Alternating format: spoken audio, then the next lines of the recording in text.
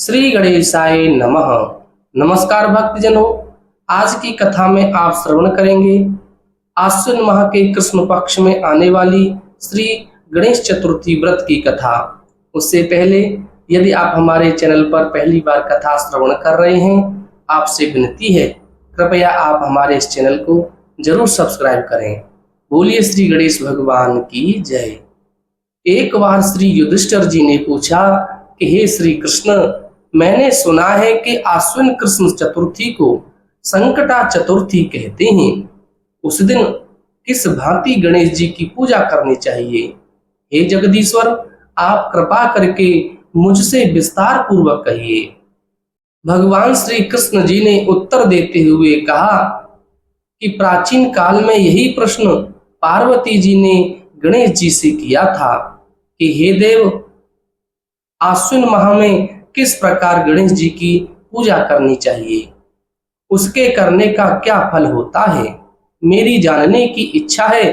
यह सुनकर हंसते हुए गणेश जी ने कहा कि हे माता, सिद्धि की कामना रखने वाले व्यक्ति को चाहिए कि आश्विन मास में कृष्ण नामक गणेश की पूजा पूर्वोक्त विधि से करें।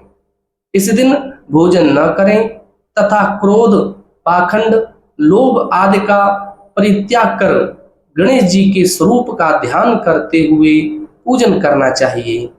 आश्विन कृष्ण चतुर्थी का व्रत संकट नाशक है। इस दिन हल्दी और दूब का हवन करने से सप्तद्वीप वाली पृथ्वी का राज हस्तगत प्राप्त होता है। एक समय की बात है कि बाणासुर की कन्या उषा ने सुषुप्तावस्था में अनिरुद्ध का स्वप्न देखा। अनिरुद्ध के ब्रह से वह इतनी कामासक्त हो गई कि उसके चित्त को किसी भी प्रकार से शांति नहीं मिल रही थी। उसने अपनी सहेली चित्रलेखा से त्रिभुवन के संपूर्ण प्राणियों के चित्र बनवाए। जब चित्र में अनिरुद्ध को देखा तो कहा, मैंने इसी व्यक्ति को स्वप्न में देखा था, इसी के साथ मेरा पाणी ग्रहण भी हुआ था। हे सुजगने, यह व्यक्ति जहां कहीं भी मिल सके ढूंढ करके ले आओ, अन्यथा इसके वियोग में मैं अपने प्राण छोड़ दूंगी।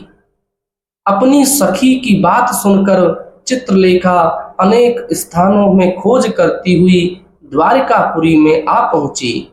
वहां अनिरुद्ध को पहचानकर उसने उसका अपहरण कर लिया, क्योंकि वह राक्षसी माया जानने वाली थी।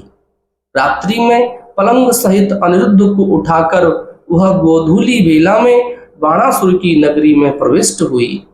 इधर प्रद्युम्न को पुत्र शोक के कारण असाध्य रोग से ग्रसित होना पड़ा।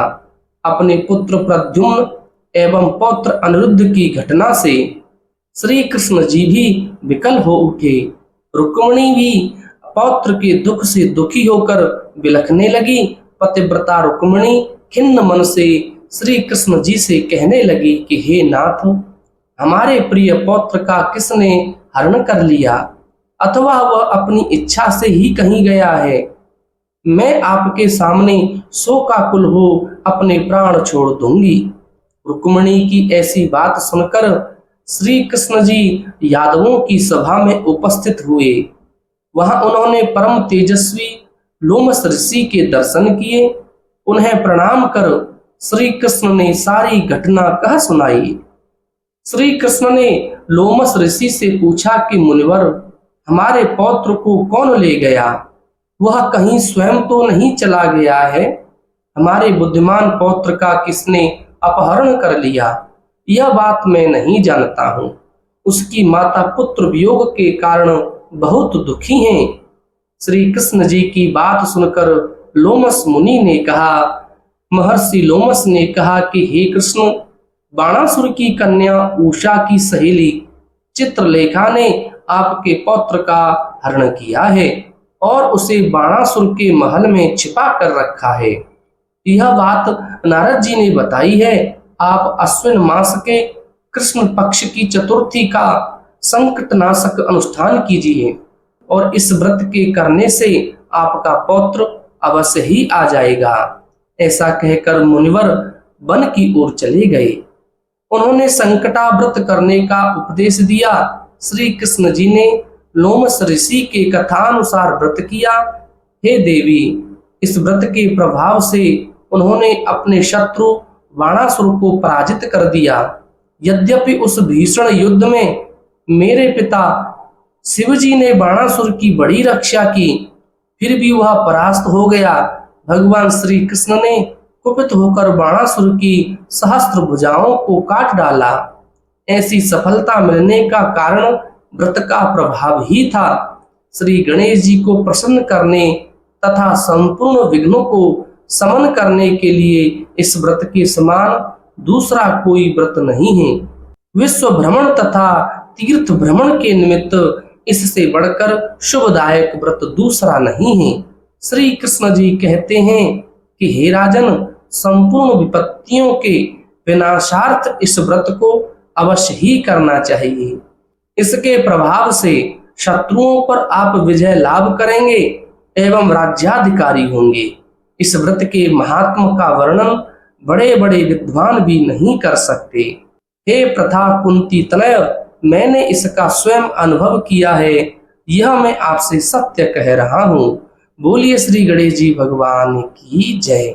अब हम आपको बताएंगे गणेश चतुर्थी के दिन चंद्रोदय का जो शुभ समय है वह रात्रि 8:12 पर चंद्रमा दर्शन देंगे। जो माता बहिनाएं इस व्रत को करेंगी वो चंद्रमा को अर्घ दे करके अपने व्रत का पारण करें। बोलिए श्री गणेश जी महाराज की जय।